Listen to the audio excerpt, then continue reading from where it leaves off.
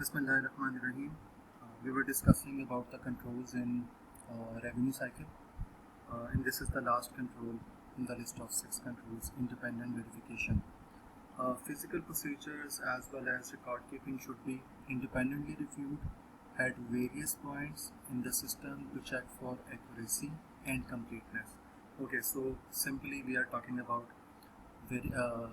check and the cross check, और ये concept आप ऑडिटिंग के अंदर बारहा डिटेल में पढ़कर आए हैं। एक तो ये है कि हम जब कोई चीज़ बनाएंगे तो prepared by someone else and check by someone else and authorised by someone else, और फिर उसके बाद उस डिपार्टमेंट के ऑथराइजेशन के बाद जब वो किसी और डिपार्टमेंट में जाती है या कंपनी से बाहर कहीं जाती है कस्टमर के पास या किसी भी और पार्टी के पास, तो उससे पहले कोई और डिपार्टमेंट उसको वेरीफाई कर लेगा, क्रॉस चेक कर लेगा।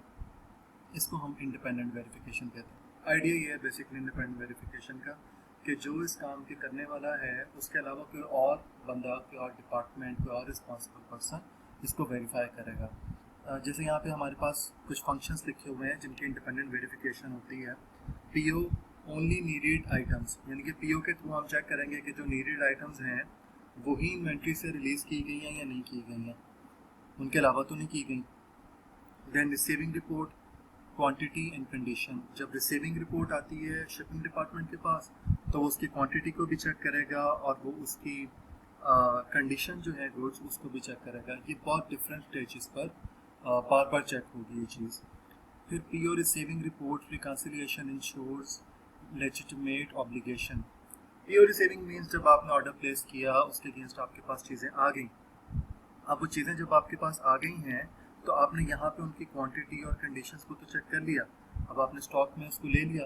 जब आपने स्टॉक में रिकॉर्ड कर लिया तो आप कुछ पैसे भी इस पर पे करने हैं, तो अकाउंट्स पेएबल ऑब्लिगेशन जनरेट होगी। तो हम कह रहे हैं कि ये जो रिपोर्ट है ना, पीओ रिपोर्ट के जितनी चीज़ें रिसीव हुई हैं, ये क्वांटिटी और कंडीशन, इसके साथ रिकनसाइल करेंगे आप अपने अकाउंट्स पेएबल को। तो जितनी चीज़ें रिसीव हुई हैं उतने की एंट्री हुई है अकाउंट्स पेएबल में, कम या ज़्यादा की तो नहीं हुई। So this is the point of independent verification. Then suppliers invoice provides financial information to record accounts payable. एक हमारे पास परचेज ऑर्डर से आगे वेरिफिकेशन उसकी कि ऑब्लिगेशन कितनी होगी, मींस अकाउंट्स पेएबल, और फिर जो इनवॉइस आएगी चीज़ों के साथ, गुड्स के साथ, वो भी हमारे पास एक डॉक्यूमेंट है जिसके थ्रू हम देखेंगे कि कितनी टोटल अमाउंट के हमारे पास अकाउंट्स पेएबल जनरेट होंगे। Then we will reconcile the prices on PO and invoice. तो ये परचेज ऑर्डर जो हमारे पास आया था और ये जो इनवाइस आई थी जो सप्लायर ने भेजी थी, इन दोनों को हम रिकनसाइल करेंगे। तो जैसे मैंने आपसे पहले कहा, ये चेक और क्रॉस चेक है, रिकन्सिलिएशन है 3-4 चीज़ों के साथ। और ये कॉन्सेप्ट अभी हमने पिछली स्लाइड्स पर पढ़ा है कि sales, account receivable and cash received, ये तीनों अकाउंट जो हैं ये साथ साथ चलते हैं। ओके जी, इसके बाद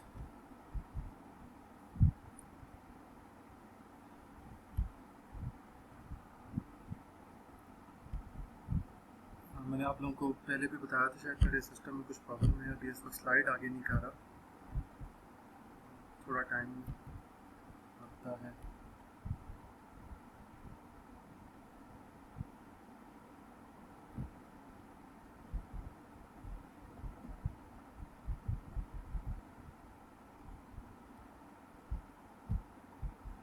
ओके, सो इंडिपेंडेंट वेरिफिकेशन ही की एक्सटेंशन है this slide. Journal ledger function verifies that. अच्छा, अब ये 2 पॉइंट्स हैं, बड़े नॉर्मल से ही हम क्लास में ऑलरेडी डिस्कस कर चुके हैं किसी और टॉपिक के अंदर, और ये है भी बड़ा बेसिक सा, आप ऑलरेडी 3 अकाउंटिंग के सब्जेक्ट्स पढ़ कर आए हैं तो आपको ये ऑलरेडी मालूम है। Total obligation recorded means total accounts payable recorded is equal to total inventory received. यही बात मैंने भी पिछली स्लाइड पर भी की है, ठीक है। जितना आपने रिसीव किया है उतना ही अकाउंट्स पेबल रिकॉर्ड होगा। अगर कम या ज़्यादा है तो कोई प्रॉब्लम है, तो ये आपने वेरीफाई कर लेना कि इक्वली होना चाहिए। Total reduction in accounts payable is equal to total disbursement of cash. आप अकाउंट्स पेबल में से जितने का कैश आपने पे कर, लाइक 10,000 की चीज़ें रिसीव हुई थी, 10,000 के आपने ऑब्लिगेशन रिकॉर्ड कर ली। अब उस 10,000 में से जब आप 2,000 पे कर देते हैं तो 2,000 से आपके अकाउंट्स पेबल भी कम होने चाहिए। तो ये बड़ा एक अकाउंटिंग स्टूडेंट्स के लिए, आप जब 5th सेमेस्टर में हैं, ये आपके लिए बड़ा एक नॉर्मल सा पॉइंट है, आप सब लोग इसको समझते आए हो। But we need to verify it each time.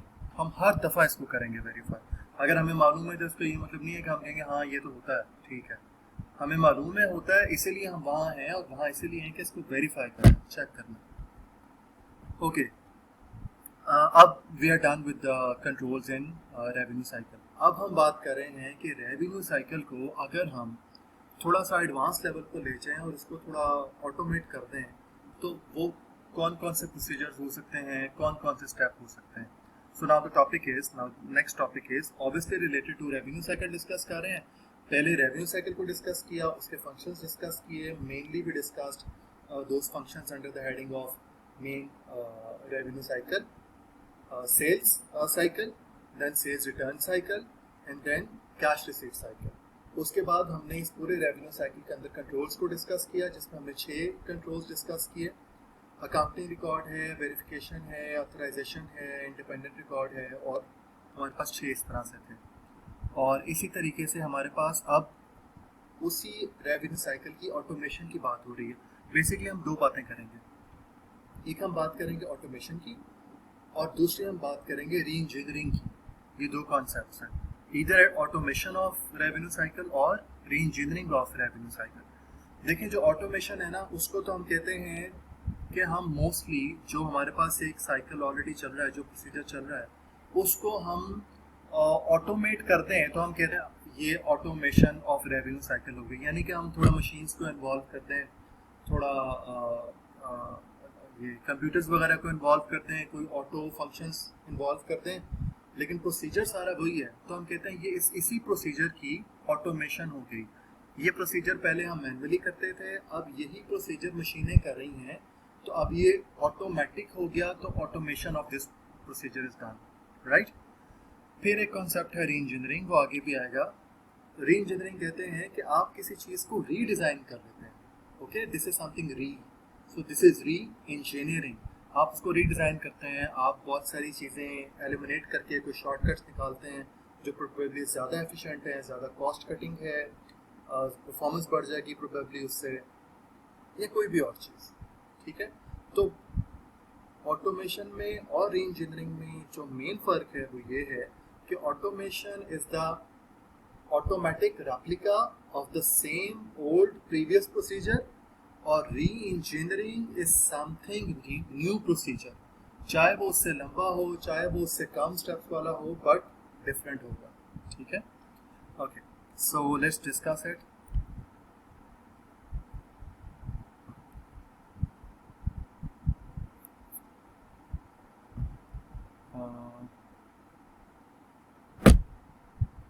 मेरे सिस्टम में कोई प्रॉब्लम है, sorry, you need to bear with मी।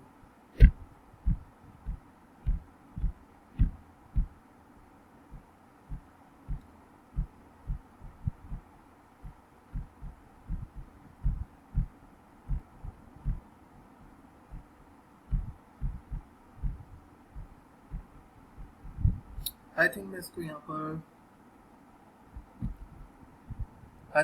पर क्लोज करता हूँ और नई रिकॉर्डिंग स्टार्ट